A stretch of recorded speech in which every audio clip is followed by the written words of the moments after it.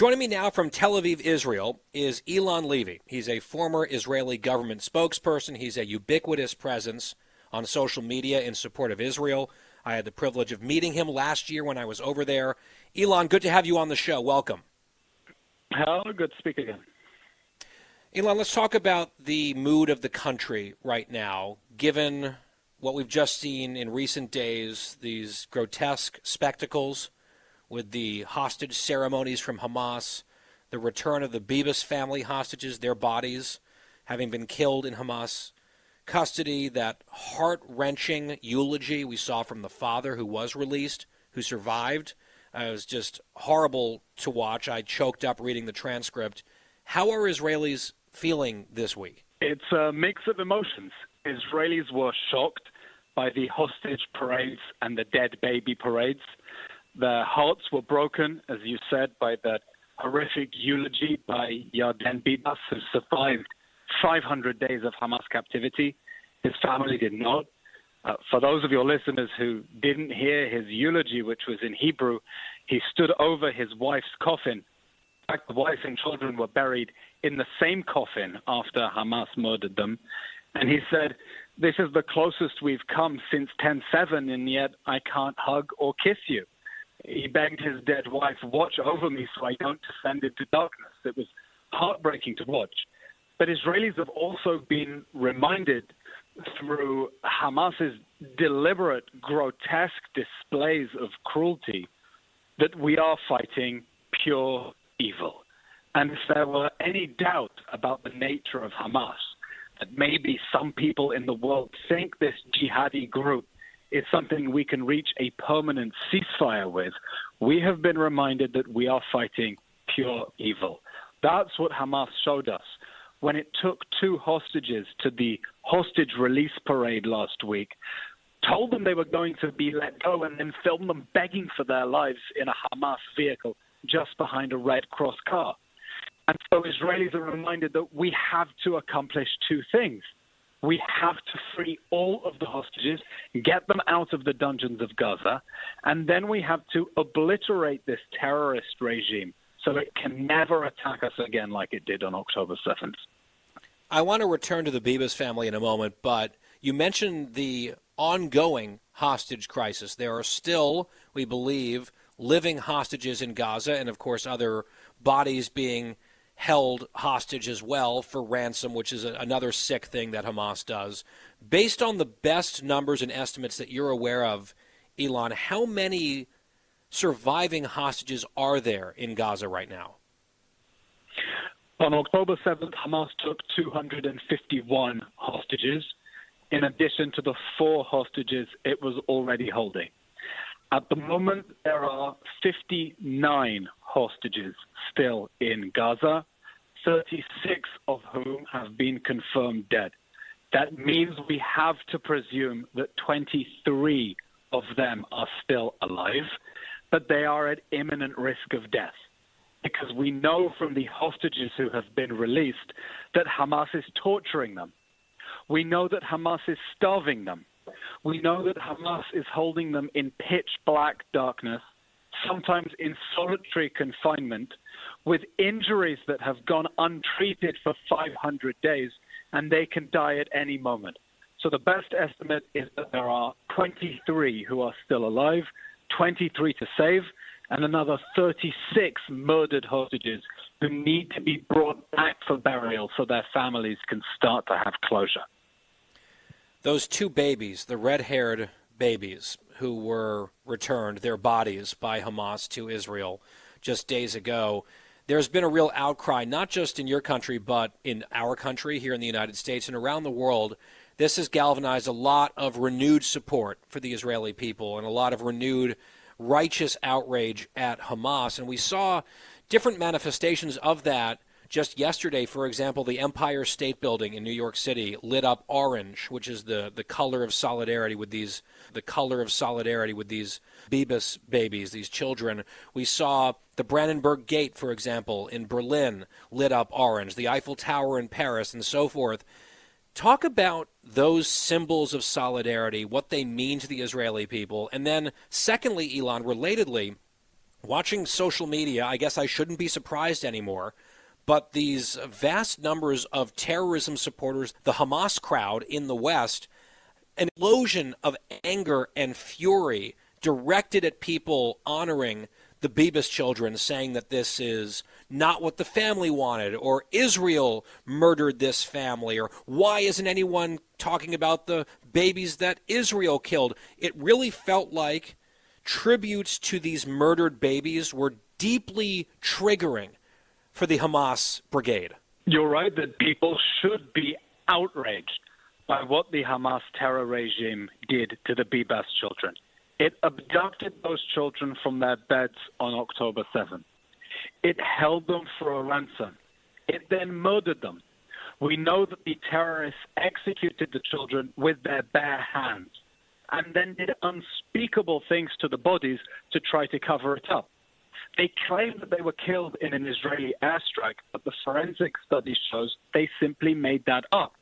And then they held onto the children's bodies for a ransom, sent them back in coffins with the wrong names on them, marked date of arrest, in a grotesque dead baby parade with music and Gazan families invited to watch like it's some family fun day, and sent them back with the body of a woman who wasn't even their mother. This is a sick, twisted regime of psychopaths, and people should be outraged. And therefore, it has been deeply moving for Israelis to see buildings around the world lit up in orange in solidarity with the Bibas family. It reminds us of the very first days of the war, when buildings around the world were lit up in the colors of the Israeli flag, when it was obvious to so many people in the world that they had to stand by Israel as it fought to bring back the hostages and bring Hamas down. But, you know, that sympathy was short-lived, because there were many people around the world who started protesting for Hamas, for the people who abducted the Bibas children instead of the Bibas children themselves.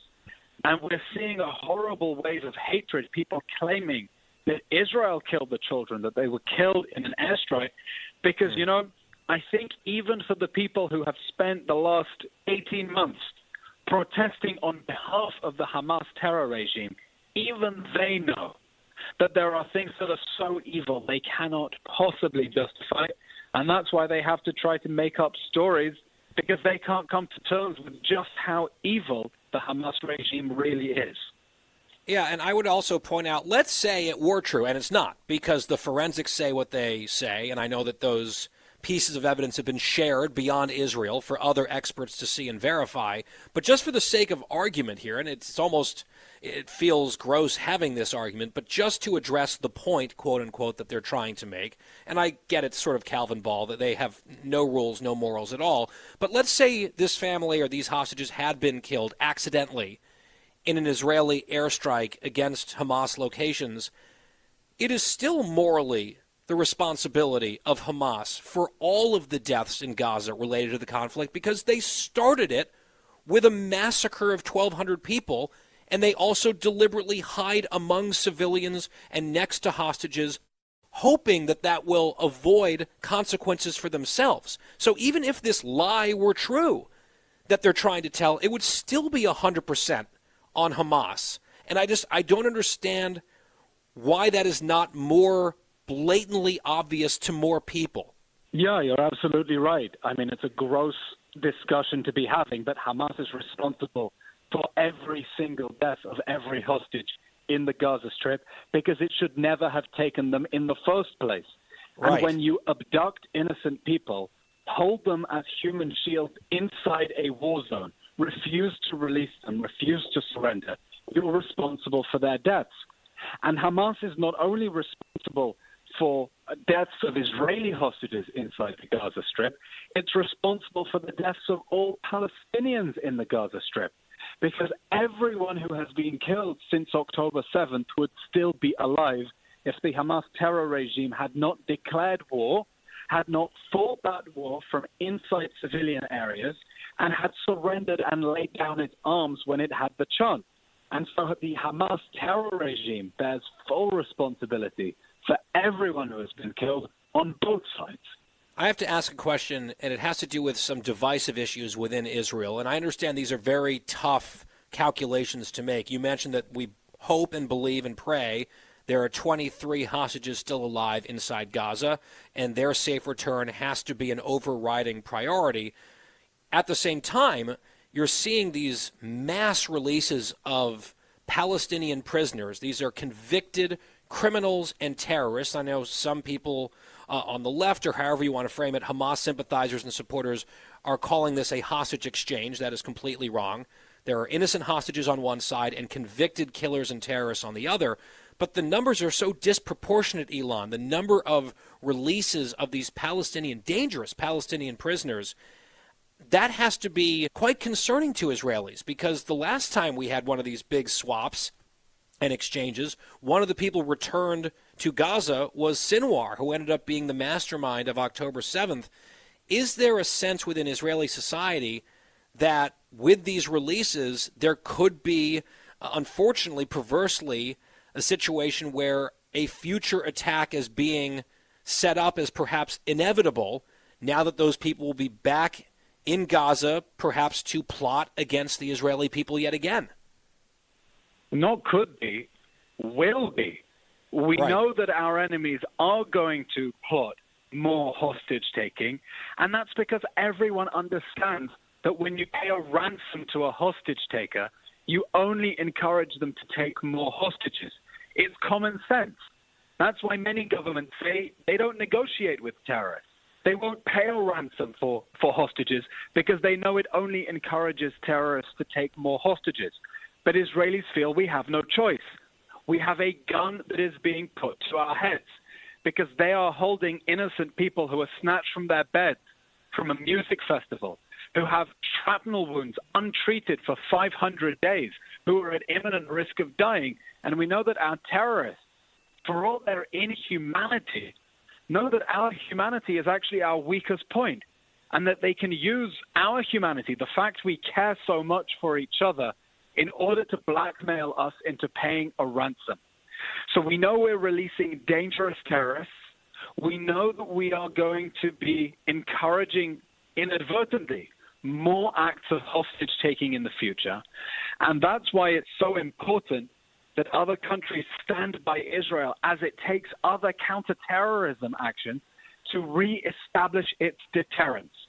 We know that by giving a ransom for the hostages, we're encouraging the terrorists, and Israel therefore needs to take aggressive counterterrorism action to restore the deterrence that it's losing by giving this ransom, because otherwise the terrorists are going to emerge emboldened, and we can't let them leave with that lesson. You said that the second part of this has to be the obliteration of Hamas and that ongoing threat. I, of course, wholeheartedly agree. How does that get achieved? What does that look like? And what is the future of Gaza? What's the conversation in Israel? You know what the American president, our president here, has said recently. You know that a lot of the Arab world saying, oh, wait, well, we don't want that. Maybe we can talk about it. But it seems like, once again, it's going to be this gray zone, a hot potato. No one really wants Gaza. But obviously the threat emanating from Gaza is intolerable for the Israeli people. That's clearer than ever after October 7th. So I guess the what's next question is a huge looming one. Right. No one wants Gaza except for President Trump, right? Yeah. It's interesting, right? Israel is saying we don't want to govern the place, but Hamas can't govern the place. We think maybe the place should be governed by Palestinians who are from Gaza and don't want to wage jihad against Israel. How hard can they be to find? We think that Gaza should be governed with the help of moderate Arab countries in the region that don't want Hamas's kind of extremist Islam to have a foothold in the region. And what President Trump has done with this really wild claim that the U.S. is going to take ownership of Gaza and rebuild it has forced the Arab world for the first time to start thinking about the day after, to start taking responsibility, and to start saying that Hamas has to be removed because they understand that the U.S. is deadly serious, that Hamas cannot remain in Gaza. There simply can be no reconstruction in Gaza as long as its government is committed to Israel's destruction. Gaza cannot be rebuilt while its government says that Israel must be destroyed. The only way we are going to get out of this war is if the jihadi regime that started this war is removed from power and is replaced by another government that wants to live next to Israel and not to replace it. And that's why President Trump's comments have been very helpful, because for the first time we're hearing voices in Gaza talking about the need to rebuild Gaza instead of waging war against Israel, and that's a positive development. Yeah, it's a paradigm shift, no doubt. Last question, though. You're talking about how Gaza cannot exist where the government wants to destroy Israel as its neighbor. What about the people? 'Cause this is a very uncomfortable conversation, but so much of the hostage-taking and the celebrations of the death and the orgy of destruction on October 7th, much of it was carried out, of course, by Hamas, but some of it was aided and cheered along by many of the people of Gaza. Is there a moderate element really to take over? We talk about Hamas sometimes as if it is an alien force that arrived from outer space. No, Hamas reflects the aspirations of most of the Palestinians in the Gaza Strip, which is that Israel should be destroyed from the river to the sea. Hamas is unpopular now, not because they think October 7th was evil or they think it was wrong, but because it's brought disaster on them. The fact is, there is no pathway to peace unless we achieve the 3 Ds. Hamas must be destroyed, Gaza must be demilitarized, and the people must be de-radicalized. We need to make sure that the next generation is not brought up on the same education of jihad and incitement and taught the values of martyrdom, because otherwise the next war is only going to be a matter of time. Well, all 3 prongs that you just described are tall orders. We pray that they are possible. Eylon Levy, our guest, former Israeli government spokesperson. Follow him on social media, does really important work there as well. Eylon, thank you. My pleasure. Thank you.